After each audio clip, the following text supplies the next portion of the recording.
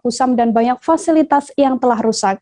Bahkan sejumlah kios di Pasar Basumah yang dibangun sekitar tahun 2013 tersebut banyak yang kosong dan telah rusak. Sejak dibangun, pasar tersebut hanya ditempati pedagang beberapa bulan saja setelah akhirnya ditinggalkan. Untuk mengetahui bagaimana informasi selengkapnya, sudah tersambung bersama saya ada wartawan dari Sri Poko, ada Wawan Septiawan di sana yang akan memberikan informasinya pada Anda. Halo, selamat siang Wawan.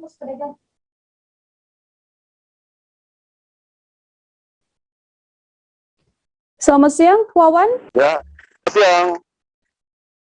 Baik, Wawan bisa diinformasikan apa sebenarnya penyebab gedung dan juga kios di Pasar Basumah ini kemudian tidak terawat dan sudah tidak digunakan lagi oleh para pedagang? Ya, gini Renila, bahwa memang setelah dibangun pada sekitar tahun 2013, gedung ini sempat ditempati beberapa bulan oleh para pedagang. Namun karena alasan sepi, banyak pedagang yang meninggalkan kios yang mereka sewa dari pemerintah kota. Akibatnya sudah beberapa tahun ini kios ini hanya dihuni beberapa pedagang saja. Bahkan banyak yang dijadikan gudang sayur oleh sejumlah agen sayur, Nila. Baik, kemudian Pak pedagang atau penyewa kios ini akhirnya meninggalkan pasar ini, apa saja pernyataan atau alasan dari mereka?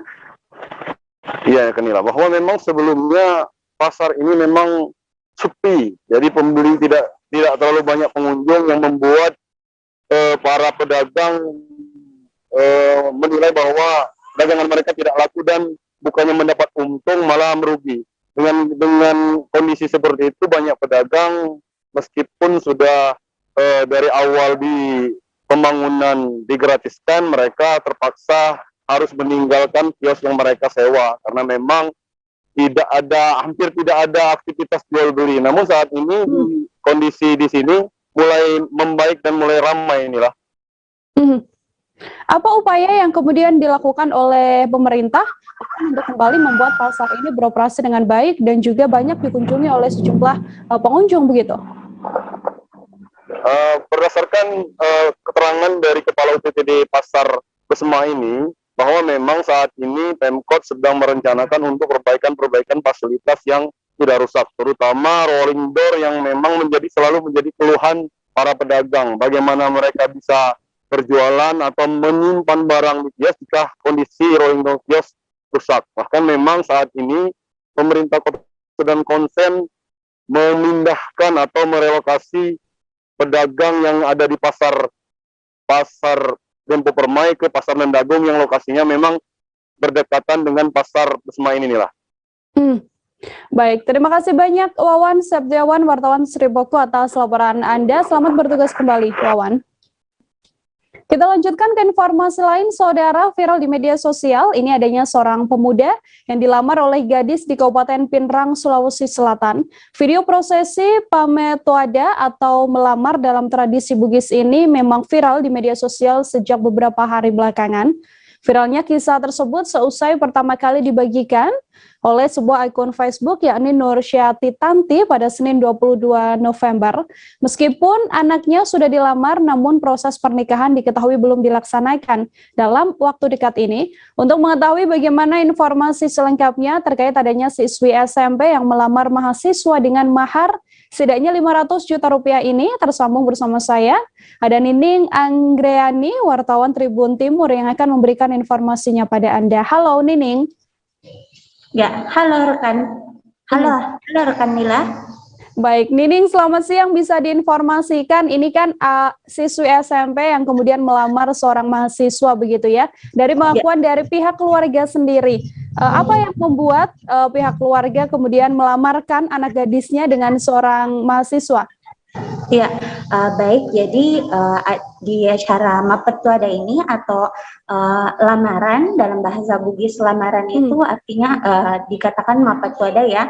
Nah, ada dua keluarga, yakni keluarga Haji Diana dan Haji Asmira atau kerap dipanggil Haji Mira. Nah, diketahui kedua keluarga ini sepakat untuk tidak menyebutkan nama calon mempelai masing-masing. Hal itu dikarenakan keduanya masih menempuh pendidikan. Nah, diketahui calon mempelai perempuan masih duduk di bangku SMP, sementara calon mempelai laki-laki masih kuliah di semester 1.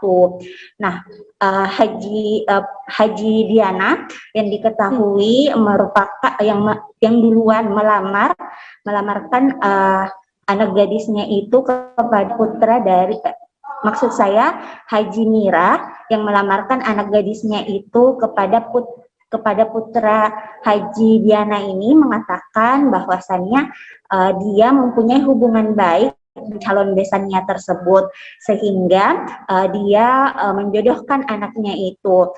Lain hal setelah itu Haji Mira berpendapat bahwasannya putra dari Haji Diana ini mempunyai sifat yang sopan santun, juga beragama karena merupakan lulusan dari pesantren. Jadi itu yang membuat Haji Mira melamarkan anak gadisnya kepada putra dari Haji Diana. Nah, selain itu juga hal yang disukai dari Haji Mira ini kepada putra dari Haji Diana itu karena putra dari Haji Diana ini kalau meminta uang kepada orang tuanya itu sangat sopan, berbeda dengan anak-anak lainnya pada umumnya. Katanya putra dari Haji Diana ini kalau meminta uang itu harus duduk dulu terlebih dahulu, kemudian baru meminta uang kepada orang tuanya. Nah, sikap itulah yang membuat Haji Mira merasa bahwasannya putra dari Diana ini sangat menghargai orang tuanya. Seperti itu, rekan Mila. Baik, kemudian Nining, ini kabar yang beredar uang panaik begitu ya, atau mahar yang kemudian disepakati adalah senilai 500 juta rupiah. Apakah memang benar seperti itu informasinya? Lalu apa alasan dari pihak perempuan memberikan mahar senilai jutaan rupiah itu? Ya, baik. Jadi beberapa informasi sempat tersebar bahwasannya uang panaiknya ada 500 juta ditambah 2 ekor sapi dan ada telur serta gula dan tepung terigu ya. Namun setelah dikonfirmasi ulang kepada Ibu Asmira, jadi Ibu Asmira mengoreksi bahwasannya tidak ada 2 ekor sapi, yang ada itu hanya uang 500 juta, 5 sak gula pasir dan 5 sak tepung terigu serta 200 rak telur, seperti itu. Nah, kemudian alasan Haji Mira memberikan uang panaik sebesar 500 juta itu karena diketahui Haji Mira ini mempunyai usaha ternak ayam yang cukup besar di daerah Tiroang, Kabupaten Pinrang. Jadi menurutnya uang panaik sebesar 500 juta itu wajar diberikan kepada putra dari Haji Diana ini. Seperti itu, rekan Mila. Pihak perempuan ini juga masih dikatakan adalah seorang siswi SMP begitu ya. Lalu untuk rencana pernikahannya sendiri sudahkah ada informasi, Nining? Ya, baik. Jadi seperti yang saya bilang tadi, siswi SMP, pihak dari perempuan ini masih SMP, kemudian calon mempelai laki-lakinya itu masih berkuliah semester 1. Jadi kedua belah pihak memutuskan untuk menunggu 3 sampai 4 tahun dulu baru menikahkan putra-putrinya ini. Seperti itu, rekan Mila. Baik, terima kasih banyak Nining, wartawan Tribun Timur atas laporan Anda, dan saudara Nining tadi telah menghimpun wawancara. Ada pernyataan dari ibu calon mempelai perempuan dan juga ada ibu calon mempelai laki-laki yang anaknya dilamar. Berikut liputannya untuk Anda. Iya, senang lah. Senang ya? Iya. Aku merasa senang, saya bisa merasa bangga. Saya merasa bangga anak saya bisa begini. Dilamar ya? Iya, dilamar sama orang. Alhamdulillah, karena anak saya dari pesantren Nganantawi di sana, langsung ke Jakarta dia kuliah. Apa kejadian terakhir? Tapi jauh sebelumnya Bu, memang sudah ada pembicaraan atau persetujuan dengan? Tidak ada, tidak ada. Jadi kapan Bu kemudian ada kepikiran ke situ? Baru-baru ini karena dilihat bilang oh bagus ini, toh bagus juga ini mamanya, anaknya, bagus semua sifatnya. Saya suka anunya. Ibu, saya dengar ini katanya Nata banyak yang mau lamar. Alhamdulillah. Iya. Karena sifatnya kita sama gitu, alhamdulillah. Tapi duluan ibu ini Iya duluan. datang, Iya, jadi iya. dia kita terima. Iya. Bu, itu kan masih dalam tahap masih belajar, masih mahasiswa. Berarti menunggu selesai dulu atau bagaimana Iya. itu? Insya Allah kita menunggu dulu selesainya, karena dia masih kuliah. Sementara perempuannya juga masih ini, masih kelas 3 SMP. Belum cukup umur. Iya, baru cukup umur. Kalau anak tuh sudah tahu bahwa dilamar sama anak? Iya, baru-baru dia tahu. Sudah menerima orang baru dia tahu, tapi alhamdulillah tidak ada juga komentar. Intinya dia nurut ya? Iya, dia nurut sama saya. Oke. Berarti ini anak dijodohkan begitu Bu ya? Pak? Iya, dijodohkan. Nama apa Bu? Haji Diana, Bapak. Bu Basri. Sip. Ya, oke. Tapi Bu Haji, itu kenapa mau menikahkan anaknya dengan, kan anak tak perempuan ya? Iya. Kenapa mau menikahkan anaknya dengan pihak mempelai laki-laki dengan tidak seperti kebiasaan adat Bugis lainnya? Artinya pihak biasanya kan laki-laki yang melamar. Sekarang ini perempuan yang melamar, itu apa alasannya? Alasannya saya suka orang tuanya. Saya sudah lama berbaik dengan orang tuanya. Anaknya juga baik, lulus dari pesantren, sifatnya baik, menghargai orang tua, menghargai semua orang tuanya. Saya suka dia. Saya cari menantu seperti dia. Oh, berarti kriteria dari calon mantu teh ini memang sesuai dengan harapan tak? Iya. Apa sih yang lebih disuka dari dia Pak? Bu Haji? Dia kalau suka sama orang tuanya, sakit orang tuanya, dia semua yang ngurus, minta uang sama orang tuanya, sopan, duduk dengan baik minta uang, tidak kayak yang lain-lain.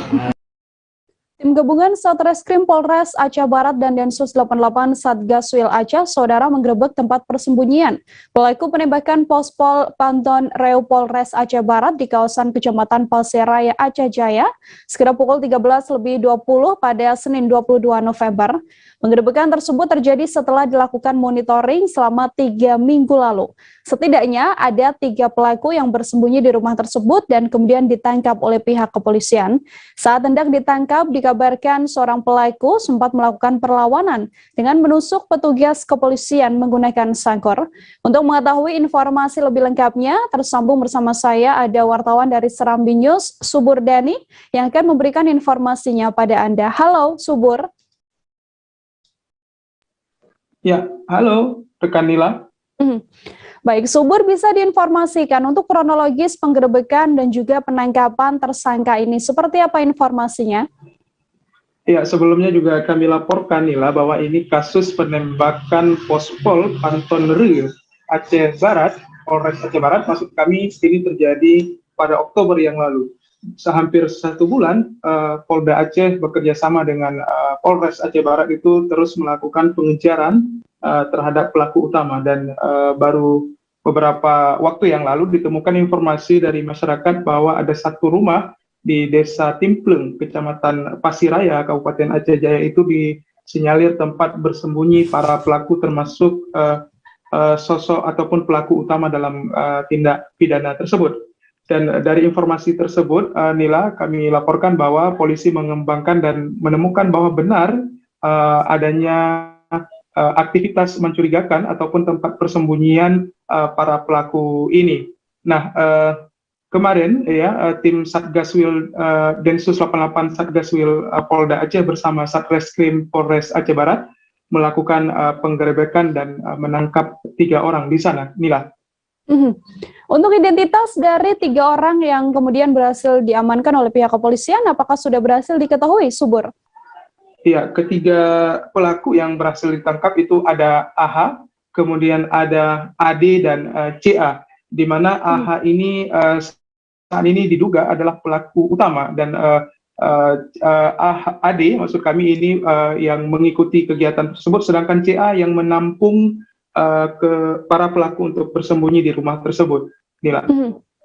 Untuk informasi bahwa ada 2 tersangka yang kemudian harus dilumpuhkan oleh pihak kepolisian, sejauh mana informasi yang Anda dapatkan? Ya, benar Nila. Dalam penggerebekan tersebut, 2 dari 3 tersangka yaitu AH dan AD ini sempat melakukan perlawanan kepada petugas. Yang melakukan perlawanan pertama itu adalah AD dengan coba menusuk salah satu petugas menggunakan sangkur yang dimilikinya. Namun beruntung petugas berhasil menghalau sehingga tusukan tersebut tidak mengenai tubuh ataupun badan si petugas tadi. Nah, sedangkan saat terjadi itu, kemudian petugas terpaksa melumpuhkan kedua kaki AD. Dan satu lagi AH yang disinyalir sebagai pelaku utama saat sudah berhasil ditangkap sempat melakukan melarikan diri, maksud kami, dengan menaiki tembok, dan saat disergap masih melakukan perlawanan sehingga dilumpuhkan oleh petugas. Mereka sempat dibawa ke rumah sakit ya, namun AH dalam perjalanan belum tiba di rumah sakit, sudah lebih dulu meninggal dunia. Gila. Baik, Subur, ini ada 3 tersangka yang kemudian sudah ditangkap dalam waktu yang bersamaan. Apakah memang tersangkanya hanya 3 orang ini saja atau masih memungkinkan kepolisian untuk mencari tersangka lain? Ya, hingga pagi tadi kita konfirmasi kembali kepada Kabid Humas Polda Aceh, Kombes Pol Winardi, mengatakan pihaknya masih terus melakukan pengejaran. Namun Winardi mengatakan dalam siaran pers kemarin, pelaku utama AH ini disinyalir untuk sementara waktu adalah pelaku utama. Namun polisi masih terus melakukan pengejaran karena diduga aksi penembakan yang terjadi di Panton Nere Oktober lalu ini melibatkan beberapa orang lagi, dan saat ini polisi masih terus melakukan pengejaran di lapangan. Nila. Oke, terima kasih banyak Subur Dani, wartawan Serambi News, atas laporan Anda. Selamat bertugas kembali, Subur. Kita ke informasi lain, Saudara. Atap gedung SMP Negeri 1 Cibeber, Kampung Pasir Laban, Desa Cikota, Kecamatan Cibeber, Kabupaten Lebak, ambruk pada Selasa 23 November sekitar pukul 13:15 waktu Indonesia Barat. Setidaknya ada 8 siswa yang kemudian menjadi korban ambruknya gedung bangunan sekolah ini. Insiden tersebut diduga diakibatkan curah hujan yang tinggi sehingga membuat bangunan yang sudah lama ini kemudian ambruk.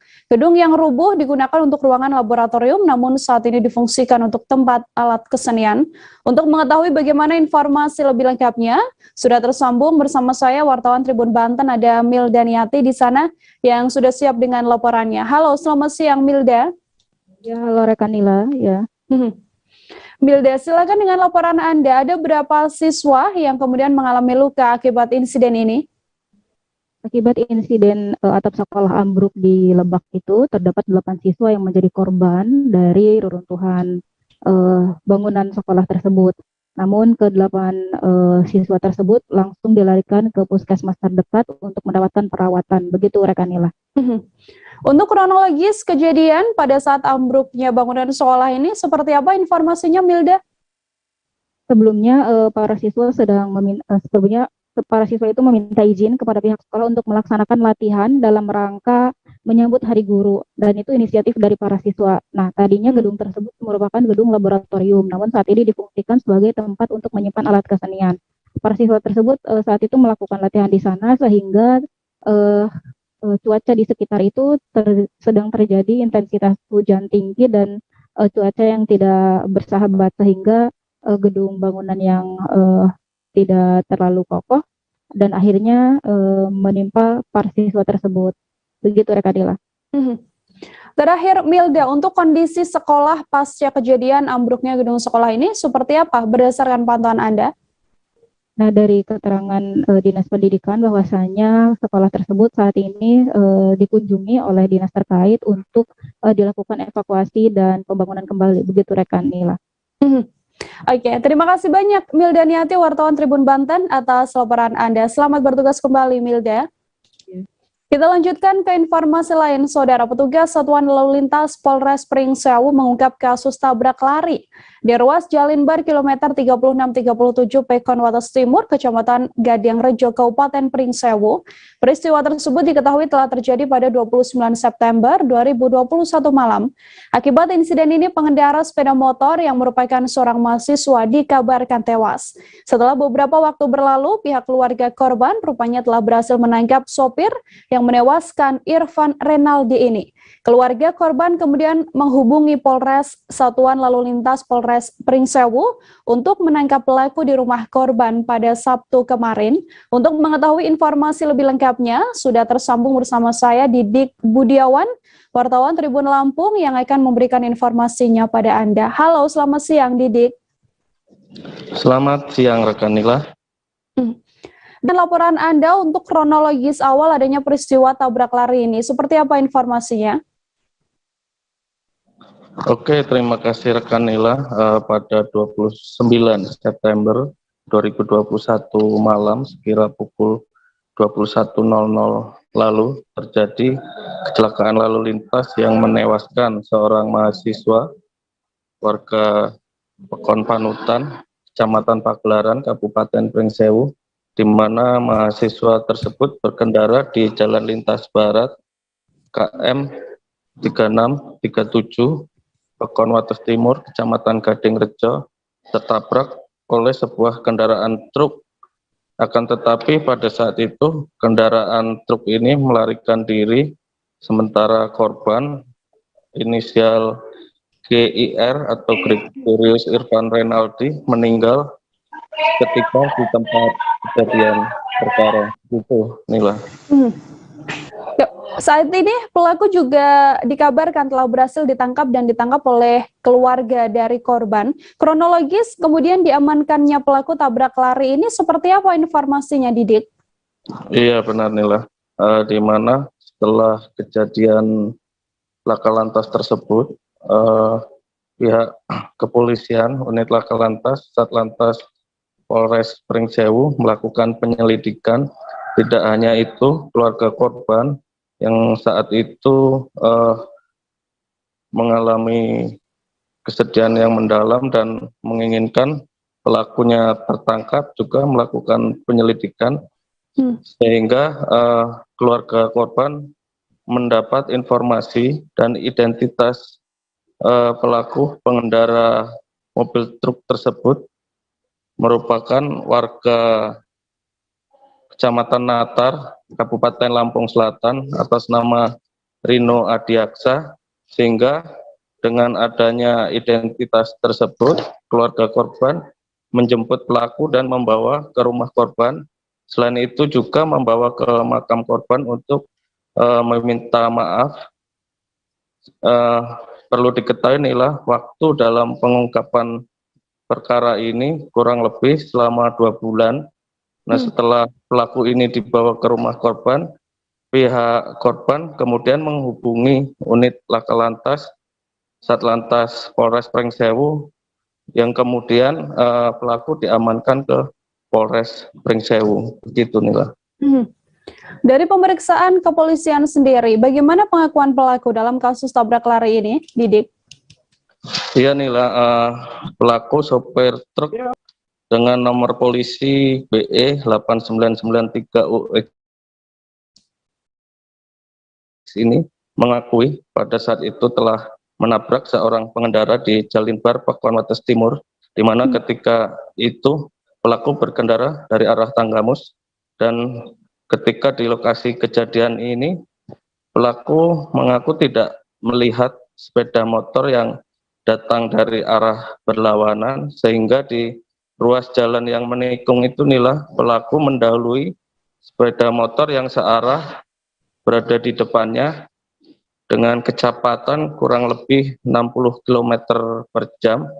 Ironisnya ketika pelaku dengan upaya mendahului itu, ada kendaraan yang ada di depan dikendarai korban sehingga tertabrak. Akan tetapi pelaku tidak menghentikan kendaraannya untuk menolong korban, namun justru pelaku ini melarikan diri karena pengakuan pelaku, ia khawatir ketika berhenti akan dimasa oleh masyarakat, dan pelaku berpikir soal kondisi istrinya di rumah yang saat itu sedang hamil dan kehamilannya ini menunggu waktu untuk persalinan. Begitu, Mila. Baik, terima kasih banyak Didik Budiawan, wartawan Tribun Lampung atas laporan Anda. Selamat bertugas kembali, Didik. Kami masih akan kembali seusai jeda dengan beragam informasi lain, saudara. Tetap di live update. Oke, apa kabar Bang Ariski di sini untuk strateginya? Kalau saya sendiri di Gemip 37 ini yang semalam baru mulai, saya udah Sebenarnya aku nggak ngerasa itu penangkapan atau penggerbegan atau apapun itu, karena gitu posisinya aku kriteria. Jadi kita mengenal disebut dengan stroke yang tidak berdarah dengan stroke yang berdarah.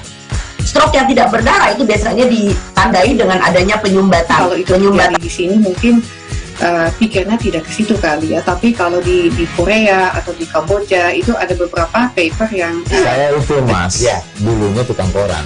Oh gitu ya, tukang koran. Ya saya baca itu Pak. Tuh kan pernah baca kan? Ya. Jadi kalau saya jadi tangga itu udah bersyukur banget. Si anak ini dijadikan sebagai tersangka begitu. Ya kalau ini kita bicara yang di luar kasus Sibolombo ya. Dengan nama hujan shower, di mana terdapat batas jelas antara daerah hujan dan tidak hujan yang biasanya terjadi pada fase awal mature stage atau tahap berbahaya itu Kang. Jadi mulai artinya terjadinya perlembekan. Nah itu untuk penetrasi akan sulit gitu ya. Dok saya ini menurut saya memang tidak mudah, bukan urusan tanah diambil.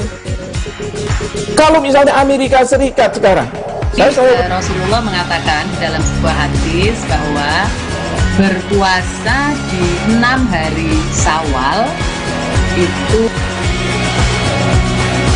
Oke, apa kabar Bang Ariski di sini untuk strateginya? Kalau saya sendiri di Gemip 37 ini yang semalam baru mulai, saya udah Sebenarnya aku nggak ngerasa itu penangkapan atau penggerbegan atau apapun itu, karena gitu posisinya kriteria. Jadi kita mengenal disebut dengan stroke yang tidak berdarah dengan stroke yang berdarah. Stroke yang tidak berdarah itu biasanya ditandai dengan adanya penyumbatan. Kalau itu terjadi di sini mungkin pikirnya tidak ke situ kali ya, tapi kalau di Korea atau di Kamboja itu ada beberapa paper yang saya itu Mas, ya dulu. Masih bersama dengan Sandila Irda, Anda kembali menyaksikan live update, saudara. Kita beralih ke informasi selanjutnya. Seusai dilantik menjadi Kepala Staf Angkatan Darat atau KSAD, Jenderal TNI Dudung Abdurrahman berkunjung ke Markas Komando Daerah Militer 17 Cendrawasih, Papua pada Selasa 23 November 2021. KSAD bersama rombongan tiba di Kodam Cendrawasih sekira pukul 15.14 waktu setempat. Dalam kunjungannya, Dudung mengatakan bahwa wilayah Papua adalah prioritas utamanya setelah dilantik menjadi KSAD. Sejumlah aktivitas dilakukan oleh KSAD dalam kunjungan pertamanya ke Papua ini. Untuk mengetahui informasi lebih lengkapnya, tersambung bersama saya, wartawan Tribun Papua, ada Hendrik Rewapatara di sana yang sudah siap dengan laporannya. Halo Hendrik.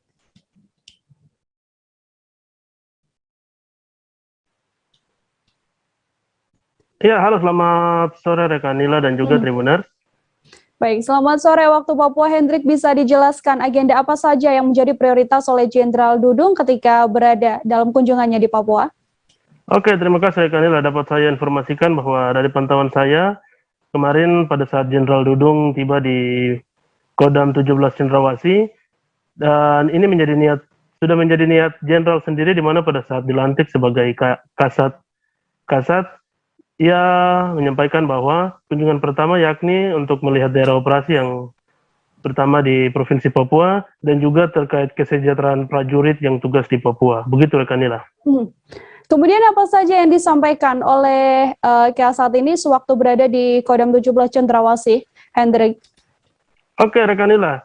Jadi pada saat Jenderal berada di Kodam, ia menyampaikan bahwa ia tidak mau melihat prajuritnya bertugas sendiri atau melaksanakan tugas di Papua sendiri. Oleh sebab itu, bagaimana ia bisa datang secara langsung ke Papua untuk melihat secara langsung di lapangan kesulitan yang mereka hadapi. Begitu rekan Nila. Untuk antusias sejumlah prajurit sendiri menyambut kedatangan dari KSAD ini seperti apa? Ya, untuk antusias sendiri dari prajurit sangat luar biasa ya, di mana kemarin terjadi hujan gerimis, namun antusias dari para prajurit menyambut kedatangan Pak Jenderal sendiri sangat luar biasa dengan tari-tarian adat, maupun dengan tepuk tangan, maupun dengan sejumlah sapaan dari para prajurit itu sendiri. Begitu rekan Nila. Baik, terima kasih Hendrik untuk mengetahui informasi lebih lengkapnya, Saudara. Hendrik telah mengimpun wawancara dengan Kepala Staf Angkatan Darat KSAD Jenderal TNI Dudung Abdurrahman. Kemudian ada pernyataan juga dari Dir Polairut Polda Papua Kombes Pol Insinyur Molan. Berikut liputannya untuk Anda. Assalamualaikum warahmatullahi wabarakatuh. Selamat sore, selamat sejahtera bagi kita sekalian. Shalom, Om Swastiastu, Namo Buddhaya, salam kebajikan. Rekan-rekan media yang saya hormati, pada kesempatan sore hari ini memang saya sudah niat pada saat saya dilantik menjadi Kepala Staf Angkatan TNI Angkatan Darat. Tugas pertama adalah saya akan melihat daerah operasi, ya, Timika maupun Papua adalah menjadi prioritas utama yang saya kunjungi. Saya ingin melihat anak-anak saya yang melaksanakan tugas di situ, sehingga saya akan tahu bagaimana kesulitan-kesulitan mereka di lapangan di dalam melaksanakan tugas ini. Saya tidak ingin mereka perang sendirian atau melaksanakan tugas sendirian. Ya, artinya jangan mereka mengalami kesulitan-kesulitan di lapangan. Oleh karenanya kita berikan sepenuhnya prasarana dan sarana yang memadai. Tadi saya sudah sampaikan kepada pasukan yang akan melaksanakan tugas bahwa tugas di Papua ini adalah bukan tugas untuk melaksanakan operasi perang, bukan, tetapi membantu Polri dan membantu pemerintah daerah untuk memulihkan perekonomian, memulihkan situasi keamanan di sini. 1 bulan menjelang momen Natal dan Tahun Baru, Saudara, harga minyak goreng di Pasar Sentral Hamadi naik menjadi Rp19.000 per liternya. Sejumlah pedagang mengatakan bahwa sudah selama sepekan terakhir harga minyak goreng memang telah naik. Sebelumnya, harga minyak goreng dijual dengan kisaran Rp16.000 per liternya. Menurut sejumlah pedagang, kenaikan tersebut merupakan hal yang cukup biasa yang terjadi di Pasar Sentral Hamadi terlebih 1 bulan menjelang momen Natal dan juga Tahun Baru. Untuk mengetahui bagaimana informasi selengkapnya, sudah tersambung bersama saya ada Aldi Bimantara, wartawan Tribun Papua di sana yang sudah siap dengan laporannya untuk Anda. Halo Aldi.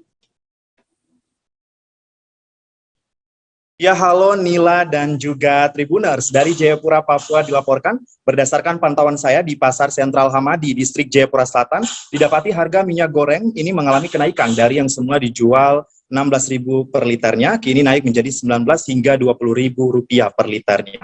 Nila dan juga Tribuners, diakui para pedagang di Pasar Hamadi, Distrik Jayapura Selatan, Kota Jayapura ini merupakan hal yang biasa menjelang momen Natal dan Tahun Baru. Meski begitu, Nila, mereka mengharapkan agar harga pasar dapat kembali stabil seperti sedia kala. Sementara itu, berdasarkan pantauan saya juga di Pasar Hamadi, harga kebutuhan pokok lainnya, misalnya beras, gula, dan sembako lainnya masih terpantau stabil di Pasar Sentral Hamadi, Distrik Jayapura Selatan, Kota Jayapura, 1 bulan menjelang Natal dan Tahun Baru.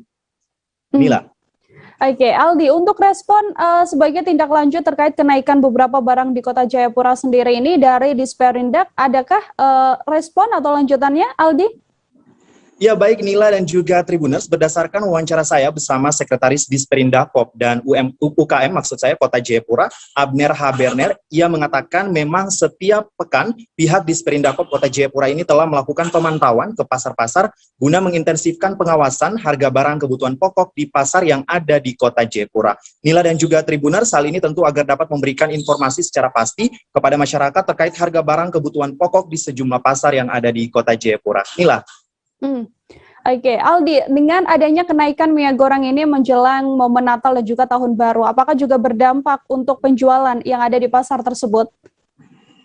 Ya, baik Nila dan juga Tribuners, memang berdasarkan pantauan saya di Pasar Sentral Hamadi, Distrik Jayapura Selatan hari ini, selain minyak goreng yang mengalami kenaikan, ini nampaknya telur ayam juga naik harganya dari semula dijual dengan kisaran harga Rp60.000, maksud saya, kini menjadi Rp65.000. Namun, para penjual ini menilai hal tersebut normal dan mereka mengatakan kenaikannya sudah terjadi sekira sepekan yang lalu. Nila. Baik, terima kasih banyak Aldi Bimantara, wartawan Tribun Papua atas laporan Anda. Untuk mengetahui informasi lebih lengkapnya, Saudara, terhimpun wawancara dengan seorang penjual minyak goreng, Haja Muhammad Syah. Berikut laporannya untuk Anda. Telurnya sekarang harga berapa, Pak? Sekarang 60-an. 60-an ya. Sebelumnya mungkin Pak harga telurnya? 50. Memang menjelang tahun baru ini naik atau seperti apa? Ya begitu. Oke, naik ya. Oke. Pemberantasan narkoba di wilayah Dumai, Saudara, telah gencar dilakukan oleh Polres Dumai. Termasuk yang terbaru adalah penggagalan peredaran narkoba jenis sabu-sabu seberat 8,3 kg. Seorang tersangka berinisial SJ, warga Jalan Bendas, BTN Graya Mukti Lestari, Kelurahan Tanjung Palas, Kecamatan Dumai Timur ini juga telah ditangkap kepolisian. SJ merupakan orang suruhan Ahmadi alias Ujang alias Debus yang saat ini masuk dalam buronan kelas kakap Polda Riau yang juga merupakan warga Tanjung Palas. Untuk mengetahui informasi lebih detailnya tersambung bersama saya wartawan Tribun Pekanbaru. Ada Doni Kusuma Putra yang akan memberikan informasinya pada Anda. Halo Doni.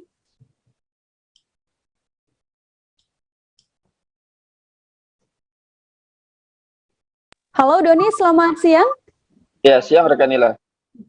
Doni, silakan dengan laporan Anda bisa dijelaskan untuk kronologis penangkapan seorang tersangka ini seperti apa, kemudian barang bukti apa saja yang telah diamankan kepolisian? Ya, terima kasih rekan Nila. Memang Polres Dumai sudah menyatakan komitmen kepada masyarakat bahwa untuk pemberantasan narkoba sendiri di wilayah hukumnya akan ditindak tegas, dan ini terbukti dengan digagalkannya peredaran narkoba sekitar 8,3 kg yang berhasil diamankan dari tangan pelaku, yakni SJ, yang merupakan warga Kelurahan Tanjung Palas, Kota Dumai, itu pada hari Sabtu, tepatnya pukul 10 pagi. Dari tangan pelaku sendiri, ini diamankan sebanyak 8 bungkus 8 bungkus sabu-sabu yang dibungkus oleh teh Cina, dan juga ada sekitar 3 ons itu sabu yang memang sudah beberapanya sudah diedarkan baik itu di Kota Dumai maupun di tempat lainnya rekan Nila. Dan saat ini pelaku pun sudah berhasil diamankan berkat informasi dari masyarakat dan juga dari pelaku yang terlebih dahulu itu diamankan di Polda Riau, rekan Nila. Doni, ini tersangka yang kemudian telah berhasil ditangkap oleh pihak kepolisian. Adakah kaitannya dengan sosok bernama Debus, buronan kakap Polda Riau? Ya, rekan Nila. Memang sejauh ini berdasarkan penyidikan oleh Polres Kota Dumai bahwa memang pelaku sendiri bisa dikatakan menjadi orang kepercayaan Debus, karena memang pelaku sendiri ini dipercaya untuk menyimpan sekitar 8,3 kg. Bahkan untuk sebelumnya juga bisa dikatakan mereka sering berinteraksi dengan Debus, sehingga ada kaitannya antara pelaku dan Debus yang merupakan DPO kelas kakap Polda Riau yang saat ini masih buron. Bahkan bisa dikatakan bahwa pelaku ini merupakan orang kepercayaan Debus, rekan Nila. Dari penelusuran yang telah dilakukan kepolisian, Doni, untuk transaksi dari rekening tersangka sendiri, apakah memungkinkan masih akan adanya tersangka lain yang diburu kepolisian? Berdasarkan hasil press release yang dilakukan oleh Polres Dumai, bahwa memang saat ini sedang dilakukan penyidikan lebih mendalam terkait rekening kemana-mana saja dana-dana itu mengalir. Apakah memang antara pelaku ini dengan DPO yang masih buron ini, dan juga ada pelaku-pelaku lain. Namun berdasarkan keterangan dari pihak kepolisian Polres Dumai bahwa bakal ada pelaku atau tersangka baru dari kasus ini, rekan Mila.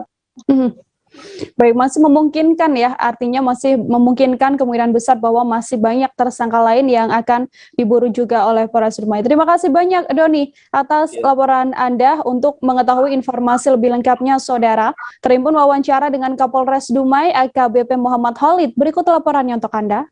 Kita harus semuanya sepakat anti narkoba. Kita harus dukung untuk tidak ada narkoba, sehingga informasi masyarakat sangat kami nantikan apabila ada di wilayahnya, keluarganya ada yang pakai, nanti akan kita arahkan untuk direhabilitasi sehingga nanti bisa sembuh dari narkoba. Ini deposito ditangkap di Polda kurang lebih mungkin udah sekitar 4 bulan kalau nggak salah, 4 bulan. Sehingga 4 bulan itu barang itu disimpan oleh tersangka ini, dan sebagian itu yang sudah terbuka 3 on itu sudah dijual. Satres Narkoba Polres Karimun, Saudara, melakukan pemusnahan barang bukti narkotika jenis sabu. Adapun pemusnahan tersebut dilakukan dengan cara direbus menggunakan air mendidih di Mapolres Karimun pada Senin 22 November. Narkotika jenis sabu tersebut merupakan hasil kejahatan dari seorang tersangka yang berinisial NJ yang telah ditangkap saat berada di sebuah wisma di kawasan Karimun pada 30 Oktober lalu. Tersangka ini diketahui merupakan seorang kurir. Untuk mengetahui bagaimana informasi selengkapnya, sudah ada wartawan Tribun Batam, Yeni Hartati di sana yang akan memberikan informasi lebih lengkapnya pada Anda. Halo Yeni.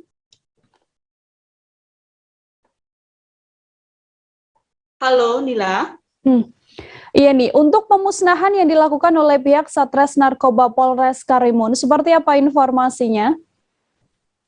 Baik Nila, untuk pemusnahan yang dilakukan oleh Satres Narkoba Polres Karimun merupakan hasil tangkapan dari 30 Oktober 2021 lalu, di mana hasil tangkapan dari tersangka yang berinisial NJ dengan tempat kejadian perkara itu di salah satu wisma yang berada di Jalan Tengku Umar, Kelurahan Tanjung Balai Karimun, Kecamatan Karimun, Tanjung Balai Karimun.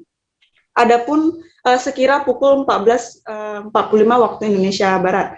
Adapun pemusnahannya itu sendiri dilakukan dengan cara direbus dengan air yang mendidih untuk melarutkan kristal barang haram tersebut, kemudian dilakukan pembuangan di dalam sepiteng. Seperti itu Nila. Berapa banyak berat barang bukti yang dimusnahkan oleh Polres Karimun tersebut, Yeni? Baik, untuk barang buktinya itu sendiri sedikitnya ada 6 bungkus narkotika yang diduga jenis sabu, yang dibungkus dengan plastik bening dan dibalut lakban hitam dengan kotor sebanyak 6.508 gram, kemudian disisihkan sebanyak 197,48 gram yang dibawa ke laboratorium forensik Polda Riau dan sebagai bukti persidangan. Kemudian pemusnahan dilakukan sebanyak 6.304,59 gram. Nila. Ada tersangka yang kemudian juga turut diamankan kepolisian dalam kasus narkotika ini. Kemudian untuk hukuman para tersangka ini seperti apa, Yeni? Nah, baik. Adapun pasal yang dikenakan merupakan pasal 114 ayat 2, subsidiar pasal 112 ayat 2, pasal 132 ayat 1 Undang-Undang Republik Indonesia nomor 35 tahun 2009 tentang narkotika, dengan ancaman pidana paling singkat 5 tahun, paling lama 20 tahun, atau hukuman mati atau denda 1 miliar hingga 10 miliar, Mila. Jadi untuk peredaran narkotika sendiri di wilayah Karimun, berdasarkan informasi yang telah Anda himpun, sejauh mana sih peredaran narkotika di sana? Nah, baik.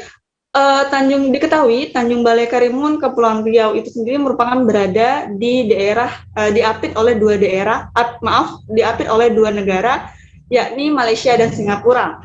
Adapun barang haram jenis narkotika itu sendiri kebanyakan merupakan barang yang berasal dari Malaysia. Nah, selain menjadi sasaran peredaran narkoba, Tanjung Balai Karimun itu sendiri sering dijadikan transit atau peredaran narkoba itu sendiri, sehingga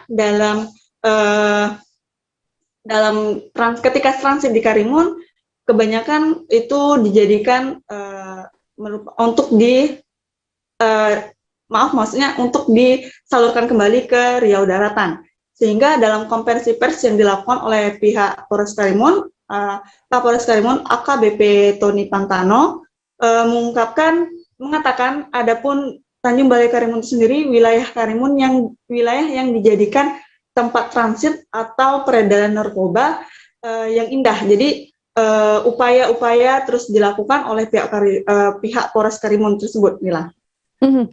Oke, terima kasih banyak Yani atas laporan Anda. Untuk mengetahui informasi lebih lengkapnya, Saudara, Yani telah menghimpun wawancara dengan Aun Rafiq, Bupati Karimun. Berikut liputannya untuk Anda. Dalam keadaan sehat berkumpul di Mapores Karimun dalam rangkaian kegiatan pemusnahan barang bukti narkoba di Mapores Karimun pada hari ini. Tentu atas nama pemerintah Kabupaten Karimun, masyarakat Kabupaten Karimun, kami memberikan apresiasi, penghargaan setinggi-tingginya kepada jajaran Mapores Karimun, di mana dalam situasi pandemi COVID ini telah dapat melakukan penangkapan, melakukan penindakan terhadap peredaran narkoba di Kabupaten Karimun. Tim gabungan Polda Jambi, Saudara, menggerebek setidaknya 2 laki-laki dan 1 perempuan dalam razia operasi penyakit masyarakat atau PEKAT di Siginjai di sebuah hotel di kawasan Talang Banjar, Jambi Timur pada Senin 22 November. Ketiganya diduga kuat terlibat dalam jaringan prostitusi. Para pelaku ini tak bergeming saat petugas mengetuk pintu kamar. Meski telah dibantu oleh pihak hotel, para anak muda ini tidak membuka pintu dan seolah isi kamar sedang kosong. Sampai akhirnya setelah melalui persetujuan dari pihak hotel, pintu hotel akhirnya dijebol oleh pihak kepolisian. Diduga kuat, seorang di antara laki-laki tersebut merupakan muncikari, di mana ia memang kerap mencari pelanggan untuk teman wanita yang saat itu tidur bersamanya di dalam kamar. Untuk mengetahui bagaimana informasi lebih lengkapnya, sudah ada Aryo Tondang, wartawan Tribun Jambi, yang akan memberikan informasi lebih lengkapnya pada Anda. Halo Aryo.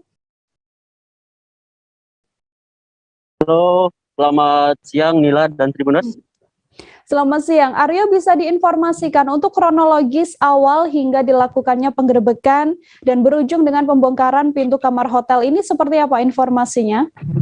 Baik Nila dan Tribuners, perlu saya informasikan bahwasanya memang dalam 1 pekan terakhir Polda Jambi dan jajaran sedang menggelar operasi PEKAT atau penyakit masyarakat, Nila, di mana memang ini menyasar sejumlah tempat hiburan malam, penjual miras dan penginapan hingga hotel kelas melati maupun yang hotel lainnya, Nila, di mana memang yang terjadi pada Senin kemarin terdapat salah satu hotel yang berada di kawasan Jambi Timur, tepatnya Nila, terdapat 1 kamar yang di mana memang saat dilakukan pemeriksaan tamu tersebut tidak berlaku kooperatif untuk menemui petugas, di mana sesuai dari keterangan pihak hotel sendiri, Nila, diketahui bahwasanya memang kamar tersebut telah dipesan dan saat itu sedang diisi oleh tamu. Namun saat diperiksa, mereka bergeming seolah kamar sedang kosong, sehingga memang petugas berupaya keras. Menariknya, Nila, di mana memang proses untuk membuka pintu itu sendiri cukup memakan tenaga dan waktu yang cukup lama, sekitar 1,5 jam. Inilah petugas baru berhasil membongkar dan menjebol pintu menggunakan 1 unit kunci Inggris ukuran besar. Dengan menjebol kemudian berhasil menyusup ke dalam kamar hotel, begitu Mila. Saat pemeriksaan dan setelah kamar hotel kemudian berhasil dibuka oleh petugas kepolisian, apa saja barang-barang yang ditemukan di lokasi? Oke, baik Nila. Pada saat berhasil dimasuk atau dijebol oleh petugas, saat ketiganya berupaya atau berdalih sedang tertidur pulas. Padahal sebelumnya memang sudah cukup keras suara di luar, mereka berdalih sedang tertidur pulas, ditemukan di atas kasur bertiga dengan menggunakan selimut. Namun kemudian setelah dilakukan pemeriksaan, Nila, ditemukan juga sejumlah kondom bekas atau alat kontrasepsi di dalam tong sampah kamar, yang ada beberapa yang sudah bekas pakai dan masih terlihat basah, Mila, dan serta ada di sebuah laci yang juga ditemukan alat kontrasepsi yang belum dipakai atau masih dalam kemasan. Itu. Terkait informasi bahwa 3 orang yang diamankan ini kemudian terlibat jaringan prostitusi online, seperti apa pernyataan kepolisian, Aryo? Baik, Nila, setelah dilakukan pemeriksaan dan interogasi kepada ketiganya, Nila, sampai saat ini polisi masih mendalami kasus ini, Nila. Mereka belum memberi statement pasti apakah mereka memang benar-benar terlibat prostitusi online, namun bergambar dari peristiwa-peristiwa serta operasi sebelumnya, banyak ditemukan memang pengakuan dari para pasangan di luar nikah ini, lebih tepatnya Nila, mengaku bertemu dengan teman-teman kencannya melalui aplikasi yaitu WeChat.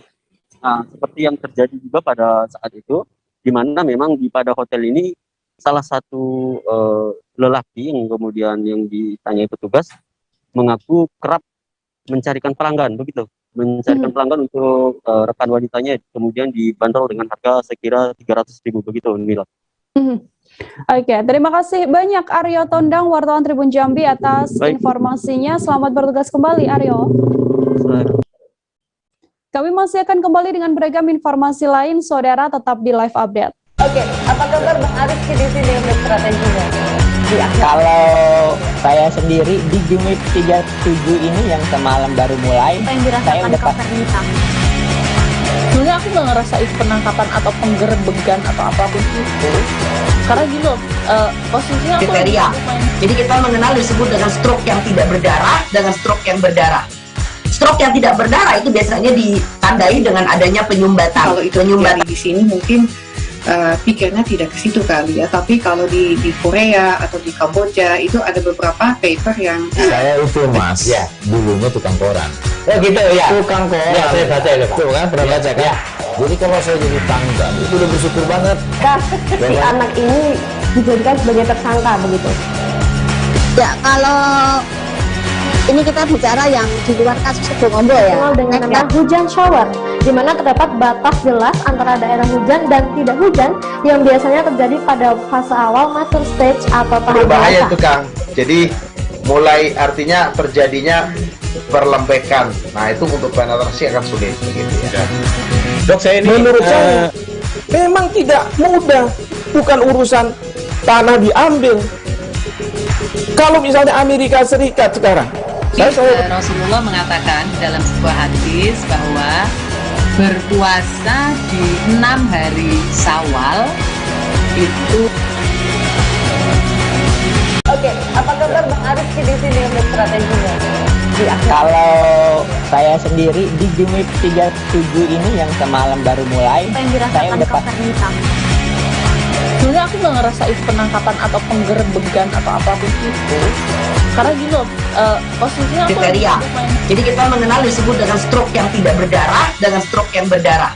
Stroke yang tidak berdarah itu biasanya ditandai dengan adanya penyumbatan. Kalau itu terjadi di sini mungkin pikirnya tidak ke situ kali ya, tapi kalau di Korea atau di Kamboja itu ada beberapa paper yang saya itu Mas, ya dulunya tukang koran.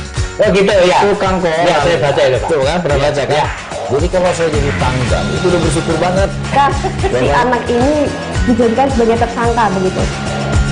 Ya kalau ini kita bicara yang di luar kasus Sebongombo ya, dengan nama hujan shower, di mana terdapat batas jelas antara daerah hujan dan tidak hujan yang biasanya terjadi pada fase awal mature stage atau tahap berbahaya itu Kang. Jadi mulai artinya terjadinya perlembekan. Nah itu untuk penetrasi akan sulit begitu ya. Dok, saya ini menurut saya memang tidak mudah, bukan urusan tanah diambil. Kalau misalnya Amerika Serikat sekarang, Rasulullah mengatakan dalam sebuah hadis bahwa berpuasa di 6 hari Syawal itu. Oke, apa kabar Bang Arif di sini untuk strateginya? Kalau saya sendiri di Gimik 37 ini yang semalam baru mulai, saya udah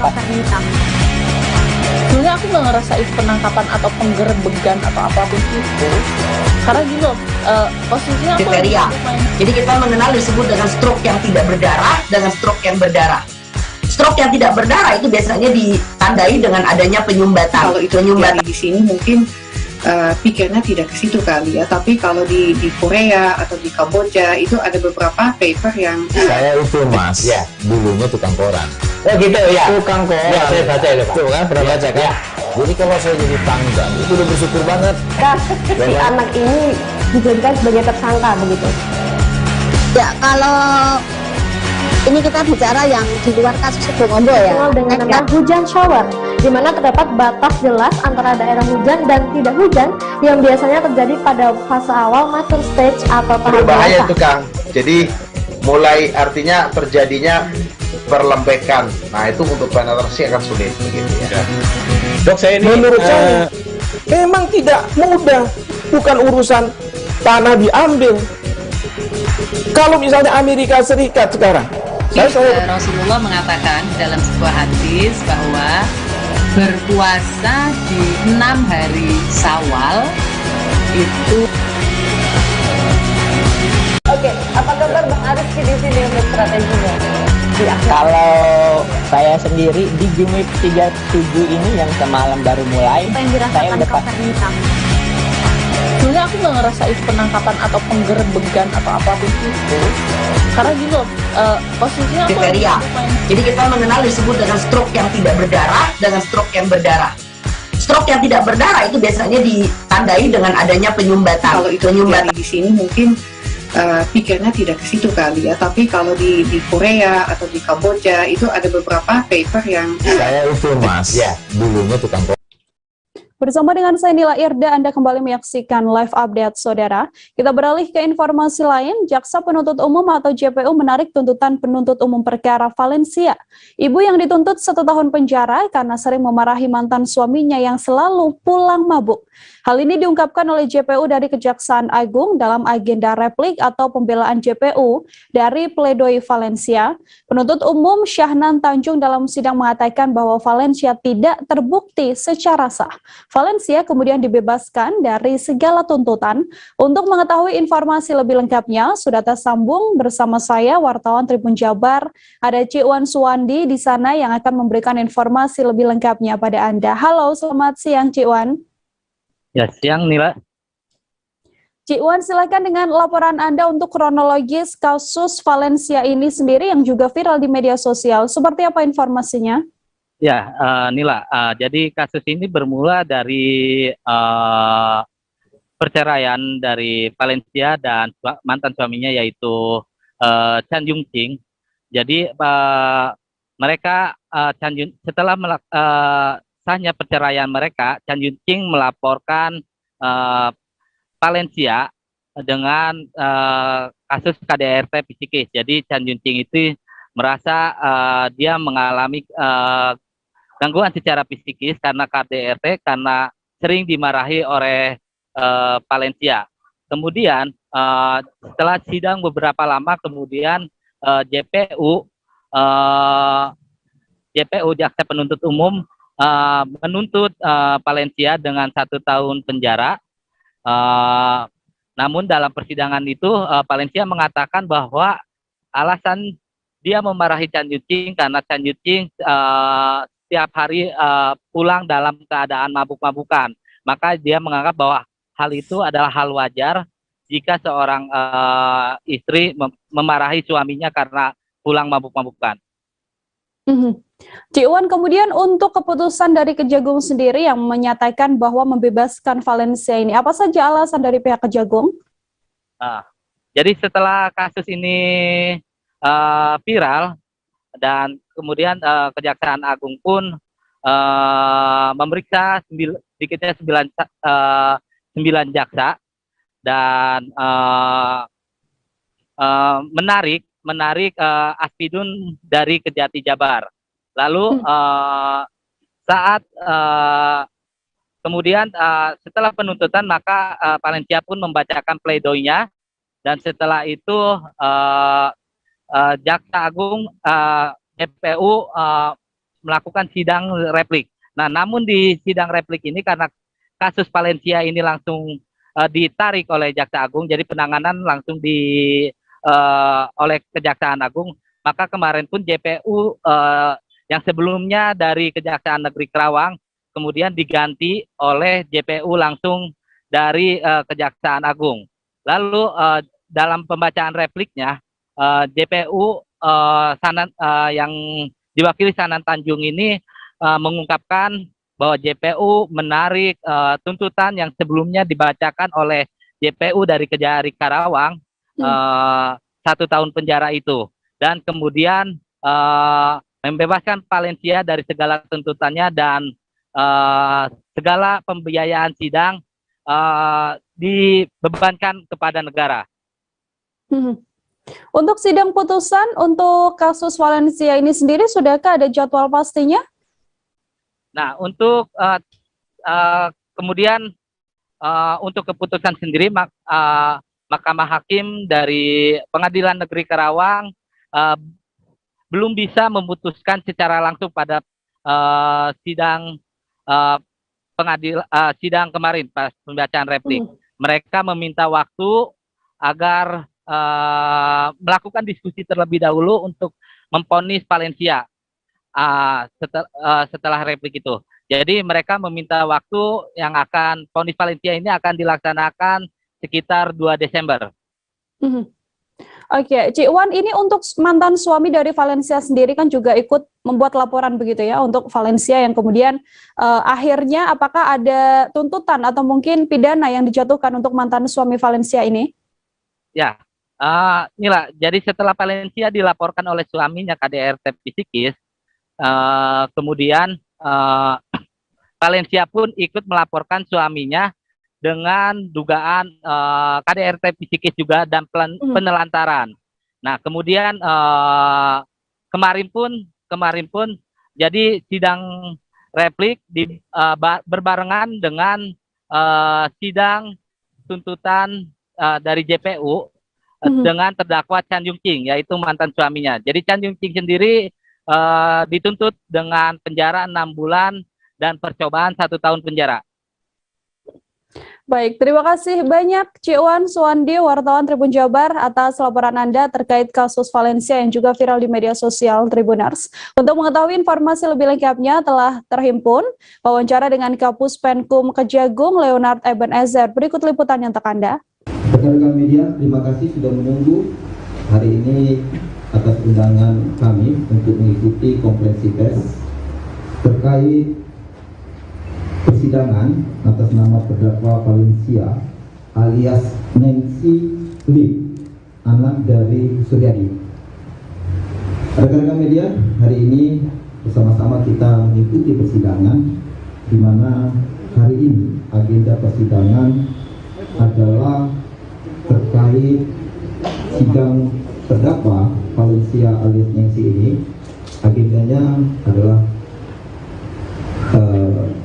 replik dari penuntut umum. Replik penuntut umum adalah menanggapi atas pledoi yang diberikan oleh penasihat hukum dan terdakwa.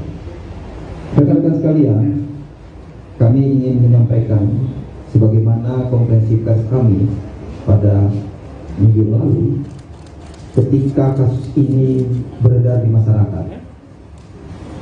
Bapak Jaksa Agung memberikan perhatian khusus terhadap penanganan perkara ini yang ada di persidangan Pengadilan Negeri Karawang dengan cukup perhatian yang sangat penting dan atensi yang khusus oleh Bapak Jaksa Agung. Kami telah menyampaikan penanganan perkara ini selanjutnya diambil alih dan dikendalikan Kejaksaan Agung, yaitu langsung oleh Bapak Jaksa Agung Muda Bidang Tindak Pidana. Kita beralih ke informasi lainnya, saudara. Puluhan buruh yang tergabung dalam Konfederasi Serikat Buruh Sejahtera Indonesia atau KSBSI melakukan aksi demo di kantor Wali Kota Manado. Buruh dari KSBSI ini menyerukan beberapa tuntutan, yang mana satu diantaranya terkait gaji Karyawan di salah satu hotel yang belum dibayarkan sejak April 2020 hingga November 2021.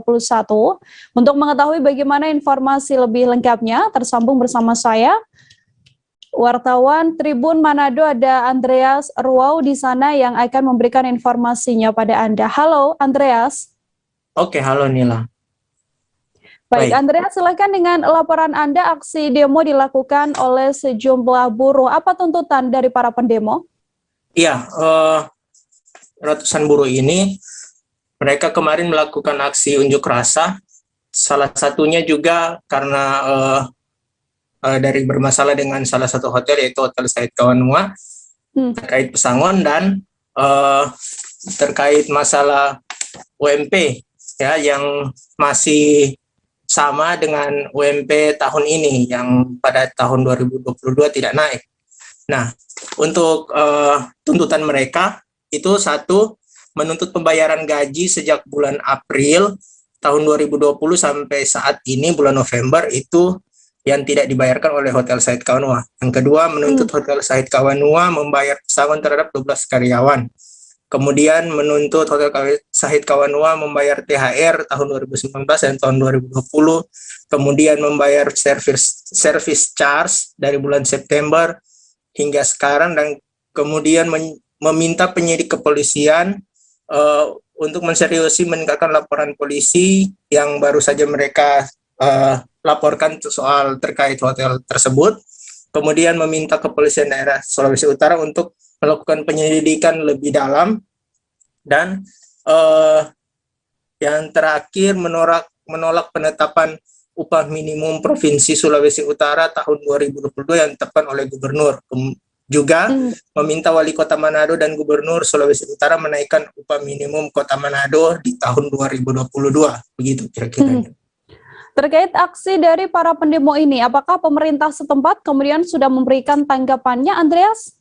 Oke, dari pemerintah setempat itu kemarin mereka dipertemukan dengan Kepala Dinas Ketenagakerjaan Kota Manado, dan dari Kepala Dinas mengatakan bahwa tuntutan mereka sedang diproses, dan untuk UMP Kota Manado juga sedang disusun secara anggaran dan bagaimana agar bisa menyesuaikan dengan kondisi pandemi yang pasca pandemi juga sempat mendapat tekanan bagi perekonomian di Kota Manado dan di Sulawesi Utara, sehingga hal ini menjadi concern dari pemerintah setempat untuk lebih serius dan lebih memperhatikan para nasib-nasib pekerja yang terutama yang sudah di PHK begitu kira-kira.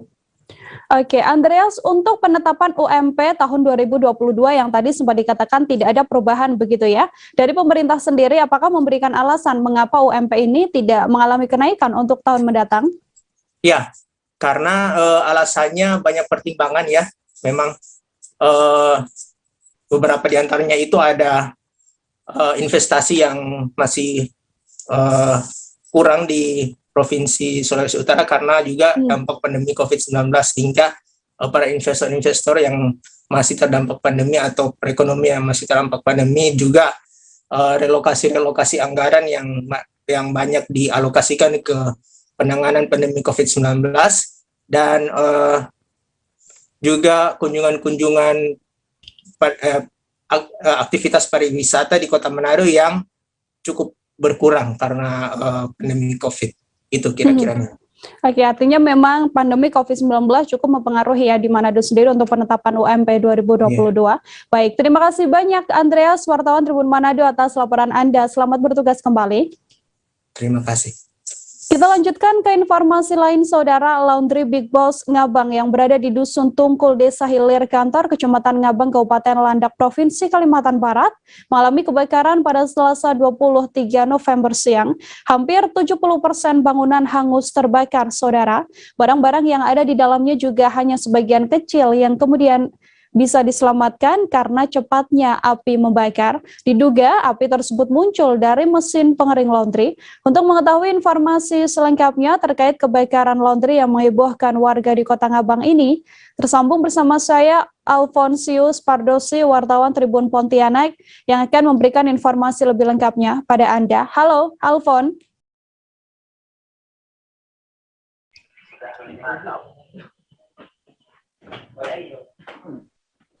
Alfon, selamat siang. Selamat siang. Baik, Alfon, selamat siang. Bisa diinformasikan terkait adanya kebakaran ini, adakah korban jiwa yang terdampak dari peristiwa tersebut? Baik, Rekanila. Perlu saya sampaikan bahwa dari kejadian kebakaran kemarin itu memang tidak ada menelan korban jiwa. Namun hanya barang-barang yang ada di dalam hampir banyak yang hangus terbakar. Begitu, Rekanila. Untuk situasi pada saat kebakaran terjadi seperti apa, Alfon? Apakah api ini juga turut membakar bangunan-bangunan yang ada di sekitar? Baik, saat kebakaran itu memang masyarakat langsung mengerumuni lokasi kejadian, sehingga menjadi tontonan karena lokasinya dekat dengan jalan raya. Kebetulan lokasinya di jalan utama Kota Ngabang. Untuk bangunan yang di sebelahnya, kanan kiri, kebetulan tidak ada yang menjalar apinya, sebab laundry Big Boss ini berada atau dia hanya bangunan tersendiri. Begitu, Rekanila. Dari keterangan pihak kepolisian, sudahkah berhasil diketahui lebih pasti apa sebenarnya penyebab dari kebakaran ini, Alfon? Baik, jadi dari keterangan Kasat Reskrim Polres Landak, yakni Ibtu Sugiono, beliau mengatakan dari hasil keterangan saksi, yakni pemilik Big Boss Laundry Hartadi, jika kebakaran awalnya adalah dari alat pengering pakaian, yang dimana alat pengering pakaian ini menggunakan gas LPG, sehingga api muncul dari gas LPG. Begitu, Rekanila. Untuk proses pemadaman api sendiri, seperti apa informasinya, Alfon? Berlangsung berapa lama proses pemadaman api? Baik, untuk pemadaman berlangsung sekitar 1 jam. Itu pemadam dari Damkar Satpol PP Kabupaten Landak, kemudian dari Polres Landak menurunkan water cannon juga, serta pemadam api swasta Ngabang. Begitu, Rekanila. Baik, terima kasih banyak Alfon atas informasinya. Untuk mengetahui informasi lebih lengkapnya, Saudara, Alfon telah mengimpun wawancara dengan Kasat Pol PP Landak, Wibersono Jait. Berikut liputannya untuk Anda. Kita luncur ke sini dengan kekuatan 5 orang aja dulu. Baru didekat sama yang lain-lain, tapi yang lain sudah pada masuk. Dibantu dari BPBD, dari Bapki, Bapki Kota, itu hasil inilah. Berarti ini 25%, 25% sebenarnya selamat. Kalau udah habis kan tidak terjadi. Itu aja Pak. Tidak. Kalau penyebab awal ini Pak, penyebab awal kita tidak bisa memastikan. Jelas kita penyelamatan utama. Tidak ada korban ya, Pak? Siap, belum tahu sementara kita mau pendinginan dulu baru kita cek. Berapa lama api padam, Pak? Ya, itu tadi kurang lebih ada 45 menit. Oke, ya. Kita beralih ke informasi selanjutnya, Saudara. Belasan sopir angkot, tukang ojek hingga becak yang tergabung dalam Persatuan Persaudaraan Supir Angkot Becak dan Ojek atau Persabo di Kabupaten Majene mendeklarasikan diri untuk mendukung Anies Baswedan untuk maju dalam pemilihan presiden 2024 mendatang. Deklarasi itu digelar di pelataran Boyang Asamalewang, Majene pada Selasa sore. Mereka menggelar deklarasi dengan membawa poster bertuliskan mendukung Anies Baswedan maju sebagai calon di Pilpres 2024. Tak hanya itu, ada pula poster dengan gambar Gubernur DKI Jakarta yang bertuliskan Anies Baswedan untuk Indonesia. Untuk mengetahui bagaimana informasi lebih lengkapnya terkait deklarasi dukungan untuk Anies Baswedan untuk maju Pilpres 2024 mendatang, tersambung bersama saya Misbah Sabarudin, wartawan Tribun Sulbar yang akan memberikan informasinya pada Anda. Halo Misbah. Iya, Rekanila. Baik, Misbah silakan dengan laporan Anda, bagaimana situasi pada saat aksi deklarasi ini digelar? Ya, rekan Nila, benar sekali bahwa sejumlah sopir angkot dan becak juga tukang ojek ini menggelar deklarasi. Mereka mendeklarasikan diri mereka bahwa mereka siap mendukung Anies Baswedan maju di dalam pemilihan presiden tahun 2024. Belasan supir angkot, becak, dan ojek ini tergabung dalam komunitas yang diberi nama Persatuan Persaudaraan Sopir Angkot, Becak, dan Ojek atau disingkat dengan nama Persabo. Mereka menggelar deklarasi menyatakan dukungan kepada Anies Baswedan untuk maju sebagai calon presiden dalam Pilpres 2024 mendatang di halaman Boyang Samalewuang, Majene, tepat berada di Jalan Jenderal Gatot Subroto, Kelurahan Banggai, Kecamatan Banggai, Kabupaten Majene. Mereka membawa spanduk, kemudian mereka juga satu persatu berorasi menyatakan dukungan mereka terhadap Anies Baswedan, dan mereka juga membawa becak, kemudian mobil dan kendaraan masing-masing dalam menggelar deklarasi ini. Demikian rekan Nila. Misbah, kemudian untuk sejumlah sopir angkot yang tergabung dalam komunitas ini, ya, bisa saya katakan, apa alasan mereka atau apa yang meyakinkan mereka sehingga yakin untuk mendeklarasikan diri Anies Baswedan ini bisa maju dalam Pilpres mendatang? Ya, menurut koordinator komunitas Persabo ini, atas nama Herman Hairudin, mereka berinisiatif menyatakan dukungan mereka kepada Anies Baswedan untuk maju dalam pemilihan presiden 2024 karena mereka menilai bahwa sosok Anies Baswedan ini patut memimpin Indonesia dalam periode 2024 hingga 2029 mendatang, karena mereka berharap Anies Baswedan mampu memimpin Indonesia utamanya dalam mengembangkan ekonomi kerakyatan, kemudian juga untuk mempercepat pembangunan atau akses pendidikan di daerah pelosok, terutama di Kabupaten Majene sendiri. Dan mereka mengaku mereka menggelar aksi deklarasi ini murni dengan inisiatif mereka sendiri. Demikian rekan Nila. Apa harapan dari sejumlah sopir angkot, kemudian tukang ojek dan juga becak di Majene ini, Misbah, sehingga mendeklarasikan diri untuk mendukung Anies Baswedan?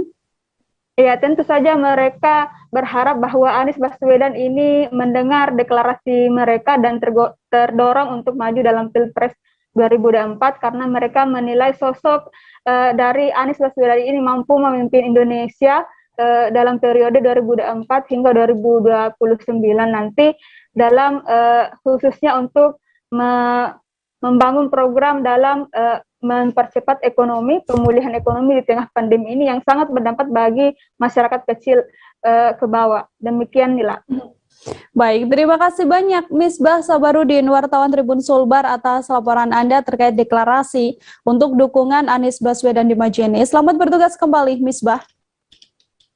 Kita ke informasi selanjutnya, Saudara. Polsek Medan Barat telah menangkap personil polisi Brigadir Windy Pranama yang diduga mencuri sepeda motor warga Kota Medan. Kini oknum Brigadir Windy ini akan mempertanggungjawabkan segala tindakan yang telah diperbuatnya. Diketahui Brigadir Windy Pramana diduga melarikan sepeda motor milik tetangganya. Kejadian tersebut terjadi pada Minggu 21 November sekira pukul 13 waktu Indonesia Barat. Untuk mengetahui informasi lebih lengkapnya sudah ada Goklas, wartawan Tribun Medan, yang akan memberikan informasinya pada Anda. Halo Goklas. Halo rekan Nila. Baik, Goklas, silakan dengan laporan Anda. Untuk kronologis kejadian adanya seorang oknum kepolisian yang mencuri sepeda motor ini, seperti apa informasinya? Ya, jadi awalnya tepat pada hari Minggu 21 November 2021, itu sekitar pukul 1 di kediaman korban yakni bernama Hadi. Itu awalnya Brigadir Windy Pramana, yakni oknum polisi yang diduga mencuri sepeda motor, itu meminjam sepeda motor terhadap adik ipar si Hadi tersebut, adik ipar si korban, yang dimana pada saat itu Hadi sedang keluar rumah, yang di dalam rumah hanya ada adik iparnya. Nah, pada saat itu oknum polisi tersebut meminjam sepeda motor untuk membeli nasi. Namun rupanya sampai sekitar pukul 3 sore di mana Hadi sudah pulang ke rumah, sepeda motor tersebut tidak kunjung kembali. Sampai akhirnya pada hari Senin, Hadi mencari sepeda motor itu kepada keluarga Brigadir Windy tersebut, namun juga keluarga Brigadir Windy tidak mengetahui di mana keberadaan Windy dan juga sepeda motor tersebut. Walhasil, mereka pun melapor ke pihak Polsek Medan Barat dalam rangka menginformasikan bahwa personel dari Polsek Medan Barat mengambil sepeda motor mereka. Begitu untuk kronologisnya, Nila. Goklas, kemudian setelah adanya seorang oknum kepolisian di Polsek Medan Barat ini yang diduga mencuri sepeda motor, respon dari Kapolsek sendiri seperti apa, Goklas? Nah, setelah menerima laporan tersebut dari korban, yakni Hadi, Kapolsek langsung mencari keberadaan dari anggotanya tersebut. Dan pada akhirnya ditemukan pada hari Selasa semalam, itu di sekitar Universitas Muslim Indonesia UMSU, yang dimana disitulah dia dibekuk personel yang diduga mencuri sepeda motor warga tersebut. Nantinya Propam Polrestabes Medan menanggapi adanya oknum polisi yang mencuri sepeda motor ini seperti apa, Goklas? Nah, jadi sebelum ke Propam memang Kapolsek pertama-tama dia meminta maaf terlebih dahulu kepada warga atas tindakan dari oknum tersebut, lalu langsung memberikan Brigadir Windy itu ke Propam Polrestabes Medan. Sementara tadi keterangan dari Propam Polrestabes Medan yang terbaru bahwa ternyata Brigadir Windy ini sudah tidak masuk dinas selama 35 hari dan hasil tes urinnya positif narkoba. Seperti itu, Nila. Dari pengakuan oknum polisi itu sendiri, apa sebenarnya motif dirinya melakukan pencurian sepeda motor milik tetangganya? Sudahkah berhasil diketahui, Goklas? Belum, sampai saat ini untuk brigadir tersebut dia hanya meminta maaf terhadap korban atas tindakannya tersebut. Namun alasan kenapa dia sampai ingin mencuri belum terkuak dan memang untuk sampai saat ini masih coba untuk diperiksa oleh Propam Polrestabes Medan. Baik, terima kasih banyak Goklas atas informasinya. Untuk mengetahui bagaimana pernyataan selengkapnya terkait kasus ini, Saudara, terimbun wawancara dengan Kapolsek Medan Barat Kompol Ruzi Gusman. Berikut laporannya untuk Anda. Dan nanti proses selanjutnya dia akan diproses di Propam Polrestabes Medan. Saya mau sekali lagi kalau Mas sudah merasa was-was, banyak waktunya terbuang, dan apapun yang dia lakukan, apapun yang anggota saya lakukan, nanti harus dia bertanggungjawabkan. Informasi tadi, Saudara, sekaligus menutup perjumpaan kita dalam live update kali ini. Jangan lupa untuk terus menyaksikan live update di seluruh kanal YouTube dan Facebook Tribun Network. Saya Nila Irda beserta kru yang bertugas pamit undur diri. Terima kasih dan sampai jumpa. Jangan lupa like, subscribe, dan share ya!